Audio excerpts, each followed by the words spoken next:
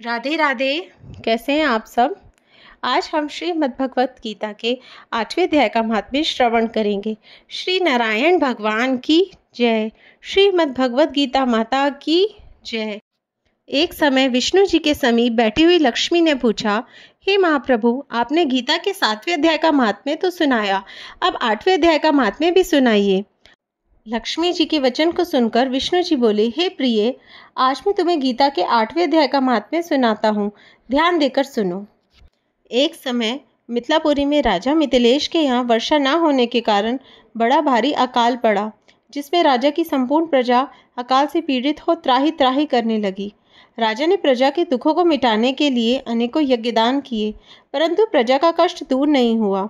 उसी चिंता से व्याकुल होकर राजा ने साधु ब्राह्मणों की सभा करके इसका विचार प्रारंभ किया कि मेरे कौन से पाप से यह अकाल पड़ा है।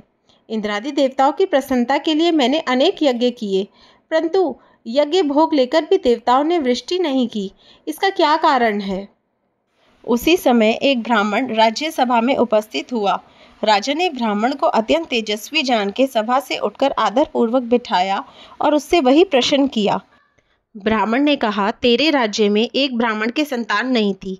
वह ब्राह्मण संतान के लिए अजामेत यज्ञ करने के लिए सब सामग्री इकट्ठा करने लगा, तो उसको कोई बकरा नहीं मिला।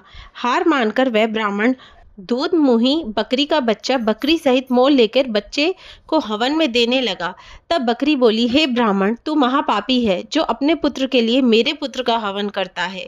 जिस राजा के राज्य में ऐसा पापी ब्राह्मण है, वह राजा संपूर्ण प्रजा के लिए दुखी होवे।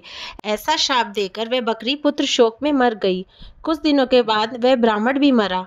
जब धर्मराज के पास गया तब उन्होंने कहा, यह ब्राह्मण बड़ा पापी है, इसे नरक में भेज दो। उस ब्राह्मण का नरक से निकलकर बंदर, कुत्ता आदि योनियों में जन्म हुआ। वह ब्राह्मण अनेक प्रकार की योनियों को भोगने से बड़ा दुखी है। जब उसका और बकरी का उद्धार हो तब तेरी प्रजा सुखी हो। राजा ने कहा, इसके उद्धार का उपाय क्या है, सो कृपा पूर्वक कहिए। ब्राह्मण ने कहा, कुरुक्षेत्र में धर्म रुचि नाम के एक सन्यासी रहते हैं। वह बड़े गीता पाठी हैं। वह तुम्हारे नगर में आकर गीता के 8वें अध्याय के महात्म्य का फल तुमको दें, तो उस ब्राह्मण और बकरी का उद्धार हो और संपूर्ण प्रजा सुखी होवे। राजा ने तुरंत रथ को सजाकर सारथी को कुरुक्षेत्र में धर्म रुचि को लाने भेजा। सारथी ने वहां पहुंचकर राजा का संदेश सन्यासी से कह सुनाया। गीता के 8वें अध्याय का महात्म्य के अभ्यास से वह सन्यासी अत्यंत तेजवान और प्रभावशाली था। राजा की मनोगत सब बातों को जानकर पहले तो वह बहुत उदास हुआ।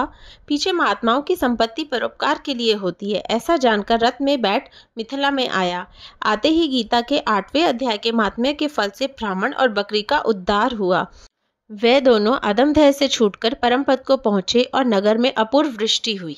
इति श्री पद्म पुराणे सती ईश्वर संवादे गीता महात्म्य नाम 8वां अध्याय समाप्त। श्री नारायण भगवान की जय। लक्ष्मी माता की जय। श्रीमद् भगवत गीता माता की जय। जय श्री राधे।